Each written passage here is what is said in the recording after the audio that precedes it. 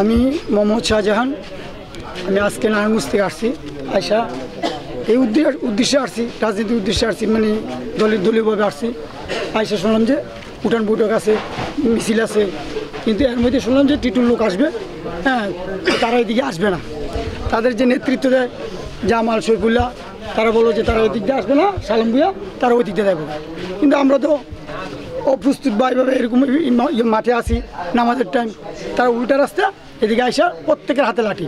তো আমি আগে গেলাম, সুলতান মেম্বার পিপিআর সুলতান মেম্বার বাইক না বাড়তে যাই, সব চিনি সুলতান মেম্বার চিনি। আমি ভাই এদিকে আসেন না লাঠি থেকে, আপনার কাছে মাপ চাই। আর সুলতান মেম্বার বাইক না বাতিদারে কইলাম বাবা যাওগা। তারা কী করলো, আমার ধাক্কা দেওয়া তারা ভিতরে আসলো।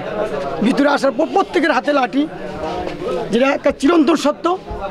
আমার ধাক্কা দেওয়া আইসা বললো এখানে জামাল মোল্লা তারা নেতৃত্বে তারা আনছে, তারা ইসাইছে। এরপর আমি যখন এখানে আসলাম দেখলাম তারা এলোপাতারি মানে দোকানপাটে পিড়াই গেছে। এদিকে নাসিরের দোকানে, এই যে দোকানে আইসা তারা সামনে যা ছিল তা নিয়ে গেছে। এটা বিকাশের একটা দোকান। এই দুটোকে আমি জানি। আমার নাম মোহাম্মদ শাহজাহান। আপনাদের কোনো পেপার ব্যানার ট্যানার ছিঁড়ছে কিনা? ওই ব্যানারটা ওইদিকে ছিঁড়ছে, ওইদিকে ছিঁড়ছে। তখন আমি ব্রিজের উপরে, তখন আমার ব্রিজের উপরে, এবং একটা ছেলে আমি চিনি না, মানে হ্যান্ড মাইক ছিল। হ্যাঁ, সে মানে বলে যে তাকে ধরো, সবারই পিটাও।